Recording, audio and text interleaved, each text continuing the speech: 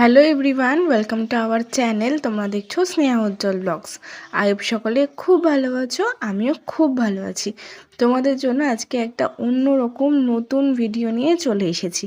আমার চ্যানেলে তোমরা এইরকম আমার রান্নার ভিডিও খুব কমই দেখেছো। কোনো রান্নার রেসিপি শেয়ার করব না, আমি কি কি রান্না করছি সেগুলোই তোমাদের সাথে শেয়ার করব। আমার প্রত্যেক দিনই সকালে উঠে সব কাজ তাড়াতাড়ি হয়ে যায়, আর আমি খুব তাড়াতাড়ি কাজ করার চেষ্টা করি, কারণ আমার ছোট্ট বাচ্চা আছে। যদি সারাক্ষণ রান্নার কাজ বা ঘরের কাজ নিয়ে পড়ে থাকি তাহলে আমার মেয়েকে সময় দেওয়া হবে না বা মেয়ের সাথে খেলা হবে না, এর কারণে। তো এখন মনে হয় আমার মেয়ে ঘুমাচ্ছিল, তো সকালের জন্য ব্রেকফাস্টে করছিলাম পাস্তা। আজকে আমার না ঠিক খেয়াল নেই, আমার বর আজকে মানে এই ভিডিওটা অনেকদিন আগেই করে রেখেছি। হ্যাঁ, এই যেদিনকে ভিডিওটা করেছি, এই ভিডিওটা হচ্ছে সেদিনকে আমার বরের অফিস ছুটি ছিল, মানে এই দিনটা হচ্ছে মঙ্গলবারের ভিডিও। তো আমি না আলুটা, পাস্তাতে আমি আলু দিতে চাই না, বাট আমার বরের সব খাবারেই আলু লাগে। তো এর জন্য দেখো এখানে আলুটা দিয়েই করছিলাম। আমি না ভেবেছি গ্যাসটা আস্তে দেওয়া, সেই জন্য বাইরে গেছিলাম, আর এসে দেখছি অল্প একটু লেগে গেছে, তাই একটু কালো কালো হয়ে গেছিলো। তো যাই হোক, সকালে ব্রেকফাস্টে করেছিলাম আজকে পাস্তা, আর দুপুরে রান্না করেছিলাম পাঙাশ মাছ, রুই মাছ আর ভাত। তো এখানে দেখো এক সাইডে ব্রেকফাস্ট হয়ে গেছে, আর তার সাথে আমি দুপুরের ভাতটাও বসিয়ে দিয়েছি। আর এখানে ভাত বসিয়ে দেওয়ার পর একদিকে মাছগুলো ভেজে নিচ্ছি, আর একদিকে মেয়েকে স্নান করাবো, তার গরম জলটা করে নিচ্ছি। তো মাছের মধ্যে হচ্ছে রুই মাছ আমার জন্য করেছিলাম, আর পাঙাশ মাছ করেছিলাম সেটা হচ্ছে আমার বরের জন্য। আমার না প্রত্যেক দিনই মানে প্রত্যেক দিন ভিডিও করা হয়ে ওঠে না, তার কারণ আমি খুব তাড়াতাড়ি, তোমাদের বললাম না কাজ করতে হয় মেয়ের জন্য, আর ওই স্ট্যান্ড রেখে কাজ করতে গেলে আমার মেয়ে শুধু ফেলে দেয়। তো আমার মেয়ে আজকাল পাপা বাড়ি ছিল বলে মেয়ে পাপার কাছেই ছিল, এর জন্য আমি ভিডিওটা করতে পেরেছি।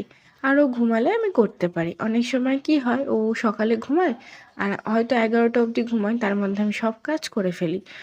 তো দেখো, আজ এই ভিডিওর মধ্যে তোমরা সব কিছু, মানে এই ভিডিওতে আমি তোমাদের সাথে সব কিছু দেখাতে পারবো না, কারণ সকালে উঠে ঘর ঝাড় দেওয়া, ঘর মোছা, পুজো, জামা কাপড় কাচা, বাসন মাজা, এইসব ভিডিও আমি দেখাতে পারবো না। তার কারণ ঘর ঝাড় দেওয়া, ঘর মোছাটা আমি খুব তাড়াতাড়ি করি, নাহলে মেয়ে তো এখন হাঁটতে শিখেছে, সারাক্ষণ ধরে হাঁটে। তো ও ঘুমাতে ঘুমাতে ঘরটা না মুছলে আমার ভালো করে পরিষ্কার করে মোছা হয় না, এর কারণে, আর কোনো কারণ না। তো এখানে দেখো তাড়াতাড়ি করে মাছের ঝোল দিয়ে দিয়েছি, মানে মাছের ঝোল যেটা সেটা রান্না হয়ে গেছে আমার। আজকে আর বেশি কিছু করছি না। আর এখানে দেখো খাটের অবস্থা কি করেছে। ওর পাপা বাড়িতে থাকলেই মেয়ে আর পাপা মিলে, দুজনে মিলেই খাটের অবস্থাটা ঠিক এইরকমই করে।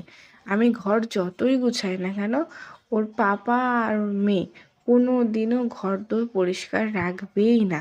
তোমরা মানে কি বলবো, আমি যতই খাট গুছাই না কেন, তোমরা সকালবেলা খাটটা দেখবে এরকম আমি পরিষ্কার করেছি, সন্ধ্যেবেলায় যদি কেউ বাড়িতে আসে ভাববে খাটের কি অবস্থা। ওই যে মশারিটা দেখছো, এখন তো শীতকাল পড়ে গেছে, এখন তো প্রচুর বাড়িতে, সবার বাড়িতেই মশা থাকবে। তো এর জন্য এটা আমার দিদা না আমার মেয়ের দিদা যেন কিনে দিয়েছে মশারিটা, আমার ঠিক খেয়াল নেই। এই দুটো দিদার মধ্যে যে কোনো একটা দিদা আমার মেয়েকে মশারিটা দিয়েছে। আর আমার মেয়ে তো এই মানে একটু বুঝতে শিখেছে এখন। মশারিটা টাঙিয়েছিলাম, আমার মেয়ে প্রচুর আনন্দ পেয়েছে, প্রচুর, মানে কি লাফাচ্ছিল তোমরা ধারণাও করতে পারবে না। আর এই দোলনাটা না আমার গোপালের জন্য অনেক দিন আগে কিনেছিলাম, তো নিচেই পড়ে থাকে। তো তাই ভাবলাম কি একটু বার করে ঝুলাই, মেয়েটা যদি বসতে পারে। আমার মেয়ে এতই রোগা, আমার মেয়ে বসতেও পারে, কিন্তু অনেক লম্বা হয়ে গেছে বলে একটু প্রবলেম হচ্ছিল। তো অন্য কোথাও আর ঝোলানোর জায়গা নেই, তাই খাটের এই পাশটাতেই ঝুলিয়ে রেখেছি। পুতুলগুলোকে সাজিয়ে রেখেছি, কি সুন্দর লাগছিল তাই না? যাই হোক, আমি সারাক্ষণ ঘর গুছালেও না এখন একদমই ঘর পরিষ্কার থাকে না, তার একটাই কারণ, ছোট বাচ্চা। তোমরা সবাই জানো যে বাড়িতে ছোট বাচ্চা থাকলে ঘর পরিষ্কার করে রাখা হয়ে ওঠে না। দেখো এই দিনগুলো তো একদিন পার হয়ে যাবে তাই না, কিন্তু আমার মেয়ের তো এই সময়গুলো আর ফেরত আসবে না। তাই চেষ্টা করি ও যা যা দুষ্টুমি করে ওই সেই দুষ্টুমিগুলোকে প্রশ্রয় করার। কি করব, বড় হয়ে গেলে তো তখন ও নিজে আর কখনো খাট নোংরা করবে না, তখন নিজেই দেখবে খাট পরিষ্কার করেই রেখে দিয়েছে। যাই হোক, এখন ভালো করে ঘরটা গুছিয়ে নিয়েছি। আর আমি না যখন গুছাচ্ছিলাম মেয়ে ঘুমিয়ে পড়েছিল তখনই আমার কোলে, তাই মেয়েকে ওই ঘরটায় শুইয়ে রেখে এসেছিলাম, সেই ঘরটা ভালো করে ঝেড়ে নিয়েছি। আমার না খাট পরিষ্কার করে তারপরেই খাটে শুতে ইচ্ছা করে, তার আগে একদমই ইচ্ছা করে না, যতই আমার ঘুম পাক না কেন।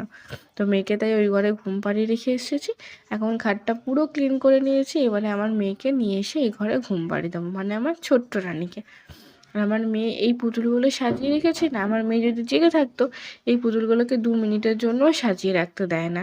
ও সব নিয়ে নিজের কাছে বসে থাকবে, মানে যখন দেখবে সাজাচ্ছি ও হাসতে হাসতে আসবে, এসে সব পুতুলগুলো ওর নিজের কাছে নিয়ে রেখে দেয়, ওর এটাই কাজ।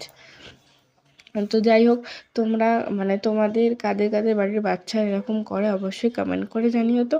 আর কারা কারা বাড়িতে এরকম আছে যে ঘর গোছালেই নোংরা করে দেয় শুধু। আমার বাড়িতে তো তোমাদের বললামই, আমার বর আর আমার মেয়ে।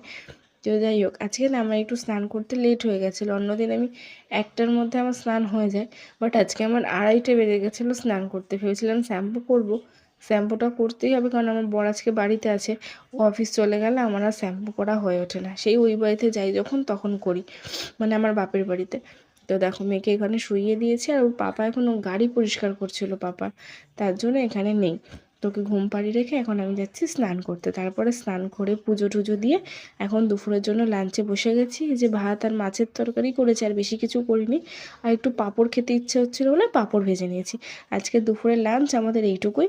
ভিডিওটা কেমন লাগলো কমেন্ট করে জানাতে ভুলবে না। ভালো লাগলে like comment share subscribe follow করে পাশে থেকো। টাটা।